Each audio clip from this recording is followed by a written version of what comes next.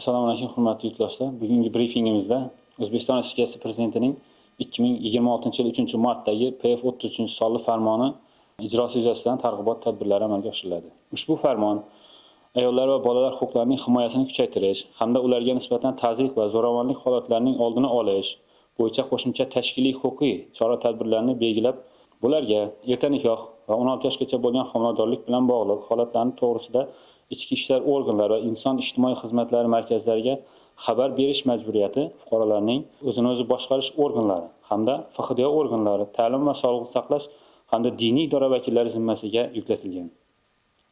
Fuqarolarning o'zini o'zi boshqarish organlari, FHDO organlari, ta'lim, sog'liqni saqlash muassasalari hamda diniy idora vakillarining erta nikoh va 16 yoshgacha bo'lgan homiladorlik bilan bog'liq holatlar hamda diniy boshqa qonun buzilish to'g'risida ichki ishlar organlari va inson ijtimoiy xizmatlar markazlariga xabar bermasligi ularning ma'muriy javobgarlikka tortilishiga asos bo'lishi belgilab berilgan.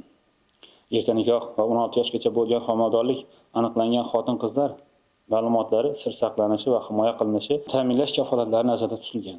Ikkinchidan, erta nikoh holatlarini oldini olish bo'yicha bir qator chora-tadbirlar belgilangan bo'lib, bularga bugungi kunda erta nikoh va voyaga yetmaganlar o'rtasida homiladorlikning oldini olish, ularni barvaqt aniqlash va samarali choralar ko'rishda zamonaviy axborot texnologiyalaridan foydalangan holda alohida ahamiyat kasb etmoqda. Chunki bunday holatlar ko'pincha yashirin va latent tarzda kechadi va ularni faqat an'anaviy usullar orqali to'liq aniqlash imkoniyati cheklangan.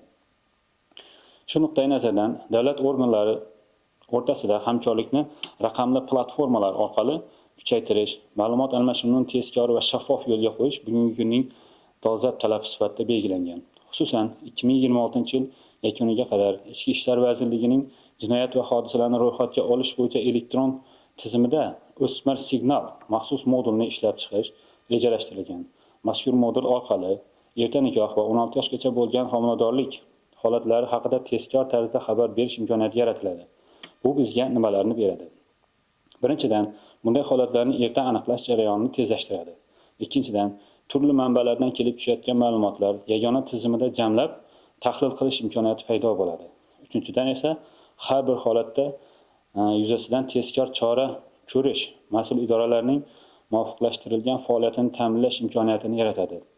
Bir so'z bilan aytadigan bo'lsak, Prezidentimizning 2026 yil 23-mart kunidagi ushbu 33-sonli farmoni ayollar va bolalar huquqlarini himoya qilish bo'yicha tub burilish yasadi desak mubolag'a bo'lmaydi. E'tiboringiz uchun rahmat.